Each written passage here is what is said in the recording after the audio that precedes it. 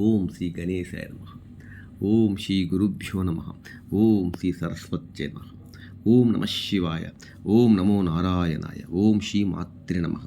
శ్రవణమాసం పౌర్ణమి, శ్రవణ పౌర్ణమి, అది అందరూ కూడా 1000 కళ్ళతో ఎదురు చూస్తున్నటువంటి రాఖీ కట్టే శుభ సమయం రానే వచ్చింది.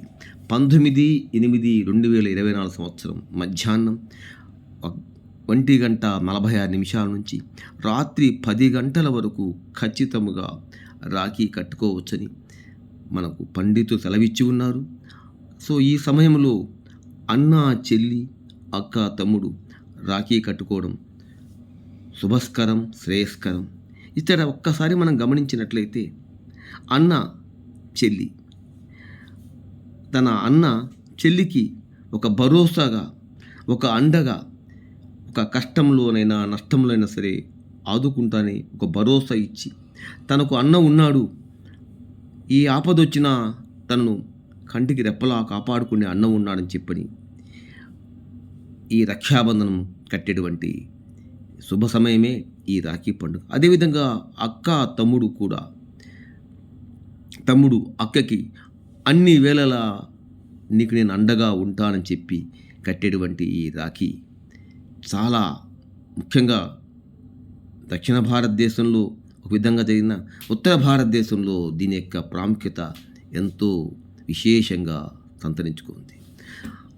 ఈరోజు మనం ఇంకొకసారి గమనించినట్టయితే పంచాంగం ప్రకారం 19వ తేదీన ఆగస్టు 2024 సంవత్సరంలో రాహుకాలం అయితేనేమి, యమగండం అయితేనేమి, దుర్ముహూర్తాలు అయితేమి, భద్రకాలం అయితేనేమి అన్నీ కూడా ఉదయం 5:53 ప్రారంభమై మధ్యాహ్నం 1:32 వరకు ఉన్నాయి. కాబట్టి ఈ కాలాన్ని మనం భద్రకాలం అంటాం.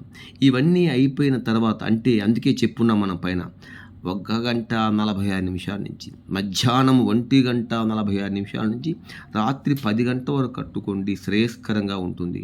ఉదయాన్నే రాఖీ పండుగని మాత్రం దయచేసి కట్టుకోబాకండి.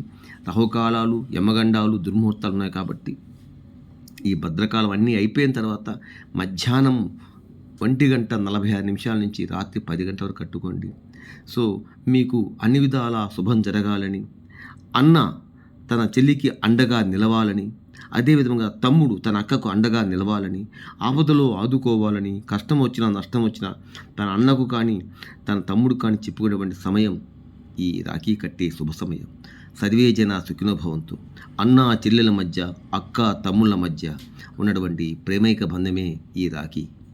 సర్వే జన సుఖినో భవంతు. మరొక్కసారి అందరికీ రాఖీ పండుగ శుభాకాంక్షలు తెలియపరచుకుంటున్నారు హరిహర ఛానల్ వారు.